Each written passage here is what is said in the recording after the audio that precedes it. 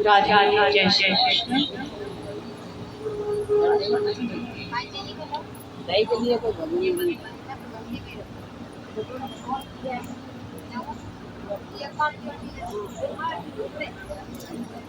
बोलिए श्री वृंदावन बिहारी लाल जय। तो इस प्रकार फिर ध्रुव जी महाराज ने दंडवत प्रणाम किया। देखिए समय को भी देखना है, कथा क्रम को भी आगे बढ़ाना है। अब आप जैसे हमारा सेट कर देंगे वैसी आवाज हो जाएगी और हमें तो अपनी कथा पूर्ण करनी है, सेटिंग नहीं है। बोलिए श्री वृंदावन बिहारी लाल जय। सही है, थोड़ा थोड़ा बढ़ाना हल्का धीरे धीरे। तो इस प्रकार ध्रुव जी महाराज वन की ओर जाते हैं और जाकर नारद जी का मिलन होता है। नारद जी ने प्रणाम किया, नारद जी को प्रणाम किया। नारद जी ने पूछा ध्रुव कहाँ जा रहे हो? तो आज ध्रुव ने कहा भगवान कहीं नहीं कि नहीं, बताओ तो सही कि मैं उस परमपिता परमात्मा को प्राप्त करने के लिए जा रहा हूँ। नारद जी बोले अच्छा उसको प्राप्त करोगे? कहाँ है कि ये मुझे नहीं पता, लेकिन मेरी माता श्री ने बताया कि भगवान को जब आप पुकारोगे तो ठाकुर जी जरूर आएंगे, जरूर मिलेंगे। तो मुझे विश्वास, आज विश्वास का फल देने वाला बन गया, विश्वास फलदायक है। माता के वचनों पर विश्वास किया और विश्वास करके आज ध्रुव जी महाराज नारद जी के समक्ष खड़े हैं। तो नारद जी ने बहुत तरीके से समझाया, देखो बेटा अभी छोटे हो, बड़े होकर के भजन करना, बड़े होकर के भजन कर लेना, अभी से क्या आवश्यकता है, अभी तो बच्चे हो। ध्रुव जी कहने लगे पता नहीं आगे रहना, भजन हो न हो, परमात्मा की प्राप्ति हो न हो, इसीलिए शुभ कर्म जो होता है उसे तुरंत करना चाहिए, अशुभ कर्म को पीछे के लिए टाल देना चाहिए। जैसे कि कोई यदि अच्छे कार्य के लिए कहे आपसे, तुरंत हाँ कर दो, उसमें सोचो समझो नहीं। कोई बोले कि भाई सामाजिक कार्य ये कार्य हो रहा है, इसके लिए सबको जुड़ना है तो तुरंत जुड़ जाओ, क्योंकि समाज का कार्य है। और कोई कहे नहीं चल चोरी करने के लिए चलते हैं, या उसकी हत्या करने के लिए चलते हैं, या उसका अनहित करने के लिए चलते हैं, तो नहीं, आज नहीं कल देंगे। क्यों? क्योंकि हम कल के पीछे टाल देंगे उस बात को, तो महाराज बहुत गलत कार्य करने से बच जाएंगे। क्या पता हमारी बुद्धि परिवर्तित हो जाए। आज जिस गलत कार्य को करने के लिए हमारी बुद्धि प्रेरित कर रही है हमें, शायद समय टलने से वो वस्तु वो पाप टल जाए। तो हमेशा गलत बात को, गलत कर्म को टालना चाहिए, और जो अच्छा कार्य हो, सामाजिक हो, आध्यात्मिक हो, धार्मिक हो, कोई भी भजन हो, ध्यान हो, उसको अभी और इसी वक्त करना चाहिए। मन किया कि भजन करना है, 2 माला करनी है, तो बैठ गया। क्या पता 5 मिनट के बाद आपकी बुद्धि परिवर्तित हो जाए, कोई सही सहेली आ जाए तो फिर बोलने चालने में निकल जाए 2 घंटा, है ना। सखियों के साथ तो ऐसा ही होता है, सहेली आ जाती है तो 2 क्या 4 घंटे निकल जाते हैं, और लेकिन भगवान के भजन के लिए नहीं निकल पाता है। पर कोशिश करनी चाहिए, ऐसी बात नहीं है, कोशिश करेंगे तो सब कुछ हो जाएगा। तो इस प्रकार हमारे श्री ध्रुव जी ने कहा नहीं अभी से ही करना चाहिए। नारद जी ने कहा ऐसा क्यों, बुढ़ापे में क्यों नहीं कर सकते? तो कहते हैं ना भजन करो भरी जवानी में, बुढ़ापा किसने देखा, बुढ़ापे में कैसे हो जाओगे, आपके पैर बेकार हो जाएंगे, पैर बेकार हो गए, घुटने बेकार हो गए तो बैठा भी नहीं जाएगा, चला भी नहीं जाएगा, गिरा भी नहीं जाएगा, बुढ़ापे में अंधे हो जाओ, दर्शन नहीं कर नहीं पाओगे। तो भजन करो भरी जवानी में, बुढ़ापा किसने देखा। क्योंकि बुढ़ापे में महाराज वृद्धावस्था में शरीर ही बेचारा इसी की सेवा करने वाला होता है कि कोई इसकी सेवा करे। ये देव सेवा नहीं कर सकता। वृद्धावस्था जो होती है ये ठाकुर जी की सेवा नहीं कर पाती। अब इसमें हमारा आपका दोष नहीं, शरीर का दोष नहीं है भाई, उसका अवस्था है, परिवर्तित है, बाल्यावस्था से युवावस्था, युवावस्था से वृद्धावस्था। अब देखो सपोज कर आजकल के समय में आदमी कितने वर्ष जीता है, कितने वर्षों की जिंदगी है, कितने साल जिएगा?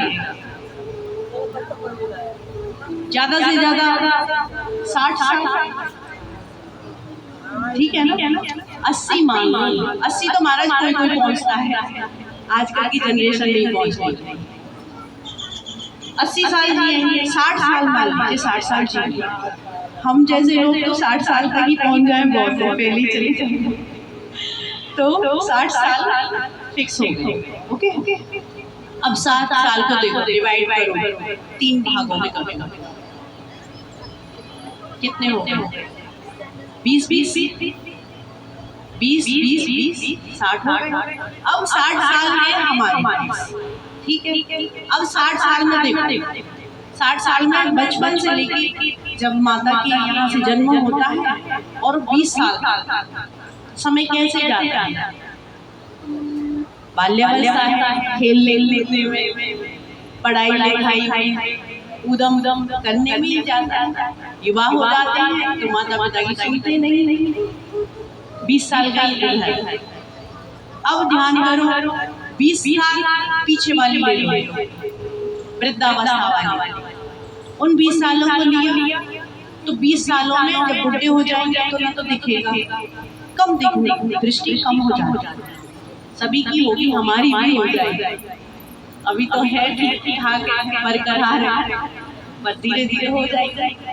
तो 20 साल पीछे वाले वृद्धावस्था में दृष्टि कमजोर, हमारे ब्रज में कहते हैं दंत उखड़ गए, गाल पिचक गए, शोभा रही दंतन की, क्योंकि का हो गए दांत उखड़ जाना, गाल पिचक जाना। तो फिर बताइए क्या कुछ खाने पीने को होते हैं? नहीं, खाया पिया नहीं जाता है, दृष्टि से दिखाई नहीं देता, चला फिरा नहीं जाता, घुटने भूल जाते हैं। आजकल तो घुटनों की बड़ी प्रॉब्लम चल रही है, बैठा नहीं जाता नीचे। तो अब बताइए शरीर कैसा हो? क्या भजन कर सकते हैं? 1 घंटा आसन लगा कर नहीं कर सकते। तो 20 साल चले गए वृद्धावस्था, उसमें तो बच्चे ही माता पिता की सेवा करें तो सबसे अच्छा है। अब बच्चे बीच के 20 साल, वो युवावस्था के 20 साल होते हैं, उसमें शादी भी हुई है, शादी के बाद बच्चे भी हैं, बच्चों का पालन पोषण भी करना है, अनेक तरह की क्या है रिस्पॉन्सिबिलिटी है, अपने ऊपर जिम्मेदारियां हैं, उनको निभाना है कि भजन करे कि उनको निभाए। स्वाभाविक है, कहाँ कर पाए?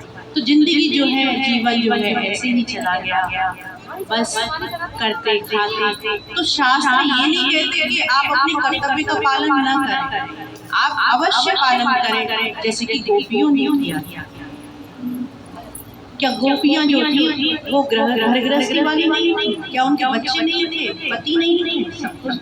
लेकिन गोविंद को नहीं छोड़ा, काम भी करती रही और भजन भी करती रही। भजन करने का अर्थ होता है कि कार्य करते रहो और नाम लेते रहो। तो बताइए इसमें कुछ लगता है? मेरे गाना तेरी नौकरी सबसे अच्छी है सबसे। भगवान का नाम कितना है? देखो सोचने समझने वाली बात होती है। 2 अक्षर का नाम राम। अब राम नाम है तो बताइए हम जब रोटियां बनाते हैं तो क्या राम राम नहीं बोल सकते? मन ही मन नहीं, उसे नहीं बोलेंगे, ईयरफोन लगा लेंगे, यहाँ लगा लेंगे, कौन से गाने सुन रहे हैं जो आजकल चल रहे हैं। अब हमें नहीं पता, हम तो नहीं सुनते हैं गानों, लेकिन हाँ उनको लगा लेंगे। तो देखिए सुनने से प्रभाव पड़ता है, चाहे नाम सुनने को हमें क्या भगवान ने मना करा कि तुम मत सुनो? हम भी सुन सकते हैं, हम भी सांसारिक वासनाओं को देख सकते हैं, जा सकते हैं, उनमें बैठ सकते हैं, लेकिन नहीं, क्यों नहीं सुनते? क्योंकि उनसे प्रभाव पड़ता है, गलत असर पड़ता है। तो इससे अच्छा है भगवान का कोई भजन लगा, हरि नाम संकीर्तन लगा, हरे कृष्णा हरे राम लगा, और उसे बेलते हुए रोटियां बेलती जाओ, उसे सुनती जाओ, मुख से भी मत बोलो, सुनती जाओ, कितना अच्छा भजन चल रहा है। तो क्या है, आप ऐसा कार्य करेंगे ना, तो देखो उसका असर आपके भोजन पर पड़ेगा, और उसके भोजन पर जब पड़ेगा, उसे जो कोई भी पाएगा उसकी भी सद्बुद्धि होगी, आपको भी आशीर्वाद मिलेगा। ये सारा सब कुछ प्रूफ हो चुका है, ऐसी बात नहीं है कि खाली भागवत के आधार से ही, ये सब कुछ प्रूफ हो गया है कि आप जैसा मन बना करके भोजन करेंगे, बनाएंगे, उसका असर आपके भोजन पर जरूर पड़ेगा। इसीलिए हमेशा रसोई में भोजन बनाओ तो कैसे बनाओ, भगवान का नाम लेते। तो देखो कोई ज्यादा बड़ा तो नाम नहीं है, राम राम राम, कहीं ऑफिस जा रहे हैं तो 4 बार भगवान का नाम लो, हे राम हे भगवान, तो क्या कुछ लगा? नहीं। तो ऐसे ही गोपियां घर का सारा कार्य करती थी, रोटियां बनाती थी, सब कुछ करती थी, भोजन बनाती, कृष्ण के लिए सब कुछ करती थी, गौओं की सेवा करती, गोबर उठाती, तो हर समय बस उनको यही लगता कि हम अपने कृष्ण के लिए कर रहे हैं, तो वही उनकी भक्ति बनी। तो आपको विशेष कुछ करने की आवश्यकता नहीं है, केवल और केवल हरि का चिंतन ही करना है। यही सारी कथाएं हमें सिखाती हैं। बोलिए श्री वृंदावन जय। इस प्रकार श्री नारद जी ने कहा कि ध्रुव अब रहने दो, बड़े हो जाओ, जब जाकर के भजन कर लेना। लेकिन ध्रुव नहीं माने कि नहीं, मुझे उस परम पिता परमात्मा की प्राप्ति करनी है, मुझे उसकी गोद में बैठना है, क्योंकि मेरे पिताश्री ने मुझे गोद में नहीं बैठाया। आज ध्रुव जो जब उनके इस प्रकार विशेष प्रार्थना को नारद जी ने सुना, तो आज नारद जी ने द्वादशाक्षर मंत्र दिया, ओम नमो भगवते वासुदेवाय, कि जाओ इस मंत्र का जप करना, और इस मंत्र के जप करने से तुम्हें भगवान की प्राप्ति होगी। तब महाराज श्री ध्रुव जी जो है मधुवन में पहुंचे हैं, और मधुवन में यमुना के किनारे, मधुवन है मथुरा में पहुंच करके आज भी वहाँ ध्रुव टीला बना हुआ है। ये श्री जी के किनारे, यमुना जी के किनारे, तो वहाँ ध्रुव टीला, तो वहाँ बैठ करके ध्रुव जी ने तपस्या की, और आज 5 वर्ष के ध्रुव जी वहाँ बैठ जाते हैं और तपस्या करते हैं, ओम नमो भगवते वासुदेवाय, ओम नमो भगवते वासुदेवाय गुरु जी का दिया हुआ मंत्र है। आज उसी में अटूट श्रद्धा हो गई है, और दिन रात आज ध्रुव जो है उस मंत्र का जाप करते हैं। तो देखो मंत्र में शक्ति होती है, जो गुरु के द्वारा किया जाता है उसमें शक्ति होती है, विश्वास। तो आज ध्रुव जी ने जैसे ही उस मंत्र का जप किया, तो ध्रुव जी जो है प्रथम दिन 3 रात्रि के अंतर पर ध्रुव जी महाराज कुछ नहीं खाते थे। प्रथम महीने में उन्होंने 3 रात्रि निकाल करके जलपान किया, बेर खाई। देखो तपस्या भी कोई ऐसे नहीं होती, तपस्या के लिए भी त्याग करना पड़ा। हमने आपको कल भी बताया था, परसों भी बताया था, प्रथम दिन भी बताया था कि साधना का प्रथम सीढ़ी जो है अस्वादिता है। अस्वादिता यानी प्रसाद पाओ, खाने के लिए मत जियो, जीने के लिए खाओ। जितना कम उतना आपकी बॉडी परफेक्ट रहेगी, एकदम अच्छी रहेगी, शुद्ध सात्विक पाओगे, मन भी अच्छा रहेगा, दूसरा आपका शरीर अच्छा रहेगा जितना सात्विक प्रसाद पाओगे। दूसरी बात, उतनी ही बीमारियां कम होंगी।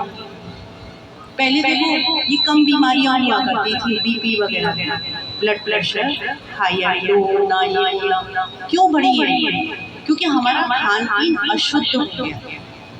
पहले जितने बुजुर्ग थे बताते हैं कि घी दूध खाया, और आप तेल भी लेते होंगे तो सरसों का लेते, वो भी शुद्ध। अब नहीं है वो सारी चीजें, अब क्या है रिफाइंड आ गया। भाई देखो ये तो दिनचर्या है, तो उससे क्या है, उसमें केमिकल है, वो इफेक्ट करते हैं बॉडी। अब करेंगे बेचारे, खाना पीना तो पड़ता ही है, कहाँ से लाए शुद्ध घी दूध, कहाँ से लाए? तो खान पान से ही हमारे अंदर जितनी भी बीमारियां आई उतनी खान पान से ही आई। तो जितना हो सके माताओं से, बहनों से यही व्यासपीठ की ओर से कहना है, कुछ न मान पाओ तो सिर्फ यही मानना, शुद्ध सात्विक भोजन बनाना। और पति ना पाए तो एक दिन नहीं पाएगा, 2 दिन नहीं पाएगा, पाना पड़ेगा। खुद भी स्वस्थ रहो, अच्छे परिवार को भी रखो। तो कहने का अभिप्राय यही है। तो आज ध्रुव जी जो है 3 रात्रि के अंतर पर बेर आदि फल लेते हैं और तपस्या करते हैं। जब दूसरा महीना लगता है तो ध्रुव जी महाराज जो है 6 रात्रि कर देते हैं, 6 रात्रि का अंतर करके जल पान करके आज तपस्या करते हैं। इस प्रकार तीसरे महीने में, चौथे महीने में ध्रुव जी महाराज ने 12 दिन तक बोलिए श्री वृंदावन बिहारी लाल जय हो। अब आप धीरे धीरे बोलेंगे, थोड़ा तेज बोलिए, आज तो लाला प्रकट होएगा।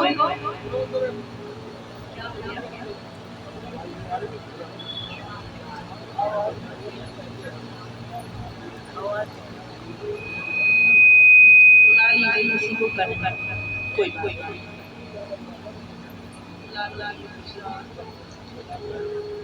आप सभी को हमारी आवाज सुनाई दे रही है? जी जी हो जाएगी। बोलिए श्री वृंदावन बिहारी लाल। थोड़ा तेज बोलिए जिससे हमें भी आपकी आवाज सुनाई दे। हमें तो सुनाई नहीं देती आपकी आवाज, हमारी आपको देती होगी, लेकिन आपकी आवाज हमें सुनाई नहीं देती। थोड़ा तेज बोलेंगे तो सुनाई दे जाएगी। बोलिए श्री राधा जय हो। आज शायद कुछ भी पा करके नहीं आएगा।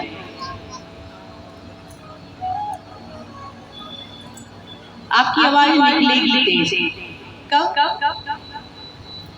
देखो एक यहाँ कुछ समय के बाद ऐसा है, एक बार माताओं से और एक बार भाई बंधुओं से, ठीक है।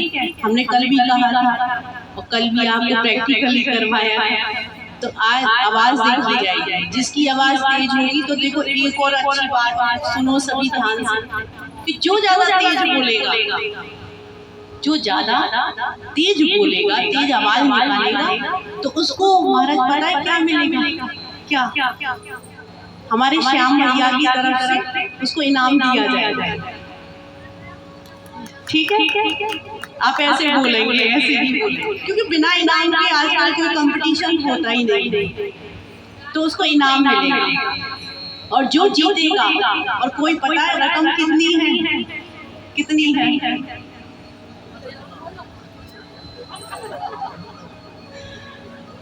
उन्होंने अरे वो हमारे हैं, हम जो भी बोलेंगे हमारे श्याम भैया करेंगे, कोई बात थोड़ी नहीं। हमारे श्याम भैया की तरफ से बहुत बड़ा इनाम रखा गया, लेकिन जो जीतेगा उसको मिलेगा। और देखो जो नहीं जीता तो फिर इनाम कैंसिल, इनाम नहीं मिल पाएगा। तो हमारे श्याम भैया की तरफ से 51,000 रुपए मिलेंगे। अब देख लीजिए आप, अगर आपको जीतना है और ये जिम्मेदारी हम लेंगे, ठीक है? भैया से कोई नहीं मांगेगा, हम बोलेंगे। और हमारे परीक्षित जी महाराज की तरफ से तो और ज्यादा इनाम हो जाएगा, ज्यादा, लेकिन मिलेगा कब? जब जीतेंगे। तो एक बार पहले प्रैक्टिस कर लो, वो तो बाद में मिलेगा, अभी नहीं। अभी से मन में लड्डू मत फोड़ना कि अभी 51,000 मिलेंगे, बाद में मिलेंगे। तो एक बार माताएं बोलेंगी जयकारा और एक बार भाई बोलेंगे, ठीक है? आपको बोलना है माताओं को, भाई आप उनका सहयोग मत करना, ठीक है? बोलिए श्री वृंदावन बिहारी। अब भाइयों का नंबर संख्या में तो कम है, कोई बात नहीं, शाम को सभी को बुला लेंगे क्योंकि इधर उधर बहुत बैठे हुए हैं। शाम को सभी को इकट्ठा कर लेंगे। तो जितने भी भाई ये बोलेंगे, ठीक है, आप सुना, आप इनका सहयोग मत करना। बोलिए श्री राधा रानी। देख लीजिए कितने कम, उतनी आवाज आ ज्यादा। माताओं आप देखो ना, थोड़ा सा आवाज बढ़ाओ। पता है आपको इनाम जीतना है, इनाम हम देंगे आपको, क्या मतलब, तो इसीलिए आवाज भी बढ़ानी। बोलिए राधा रानी।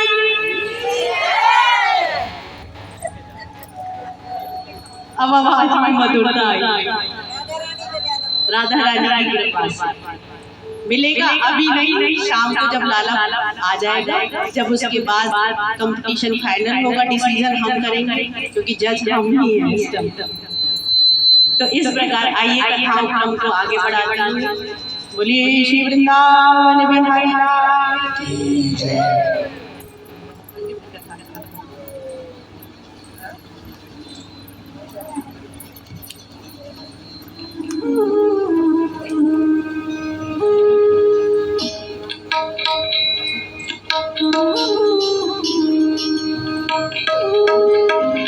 है शोभा सबसे न्यारी रमण बिहारी की, हो जाऊं बार बार बलिहारी मेरे बाप बिहारी की, जाऊं बार बार बलिहारी मेरे बाप बिहारी की।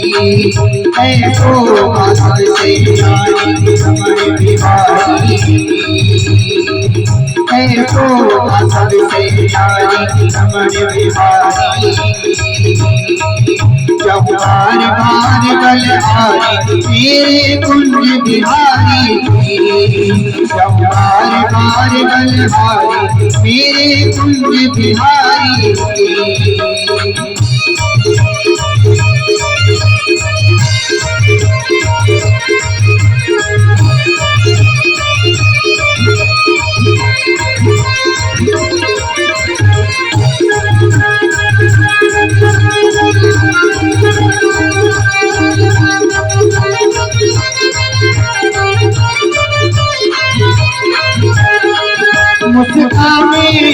मुस्काने मुरली बजावे गुलाबी नजरों से, कस कस के तीर चलावे नशीली नजरों से। मुस्काने